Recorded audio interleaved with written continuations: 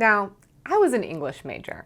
I have a whole mess of experience about how to write every kind of essay in the book. But the bottom line is that I am still completely in love with the 5-paragraph essay. And this, my dear, is the 5-paragraph essay of how to handle a traditional quilt layout. We're talking about making quilting plans. And when you're thinking through, how am I going to tackle this big quilt that I've put a lot of time and energy into, if you have followed that kind of traditional outline of having blocks and sashings and borders, I'm going to show you a quick and easy go-to that takes a lot of the guesswork about how to go about quilting this quilt. Now, as I mentioned, we basically have 3 sections going here. We have your blocks, we have your sashings, and we have your borders. And remember, this is in your workbook. I just have a loose leaf version here because I want to draw right on it to show you, all right? Now, that means we need 3 motifs if we want to do a semi-custom quilting plan. Now, of course, you could just do 1 motif for this whole center and then do something in the border, but I like having that extra little touch of something different in the sashing, all right? Now, my go-to, without fail, is to do swirls in my blocks, to do wishbones in the borders, and then to do something like switchbacks or feathers in the outside, all right? And this is very easy to do with minimal thread breaking, and let me show you.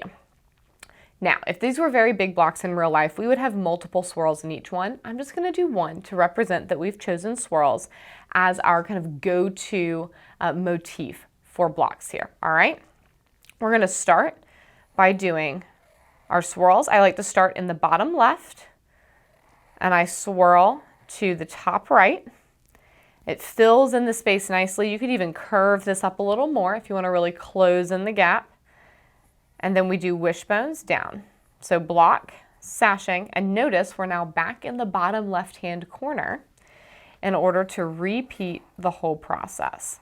Now, you, of course, could sub in different motifs for this, and you just follow the same formula of start in the bottom left, end in the bottom right, fill in the space in the way that feels best to you. And when you're in that top right where we end, then you go right into the next section of sashing until we get to this very end here. And then I like to finish in the bottom right because, just like with continuous curves, we're going to reset our typewriter and go back to the beginning.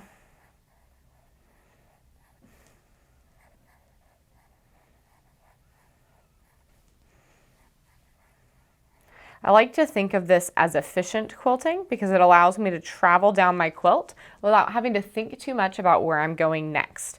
Now, when we get to this next block, we have the option to either make an exception and start in the top left, or we can travel down in the ditch towards the bottom right in order to make our motif again. And depending on what motif you're using for your block motif, you can decide which way works better.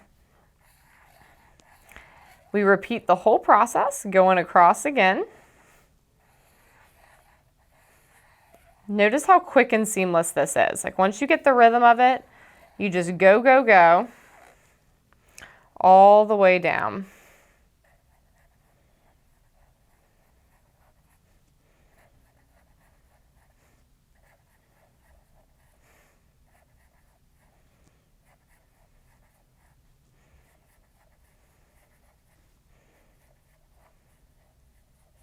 All right, we're going to fill in the same here and then again at the bottom. And when we get to the end of this last row, we've filled in everything, all of our sashings, all of our blocks.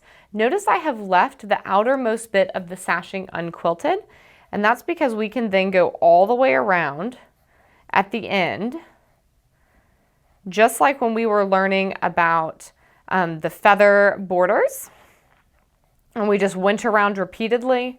In order to get that same effect, we're going to do that here. You'll go all the way around. So we now, unless you have run out of bobbin thread, have quilted all the blocks and all the sashings without breaking thread.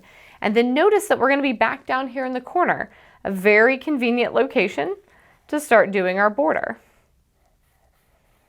And you'll do the same thing with your border that you did with your sashing. Simply go all the way around with your motif of choice.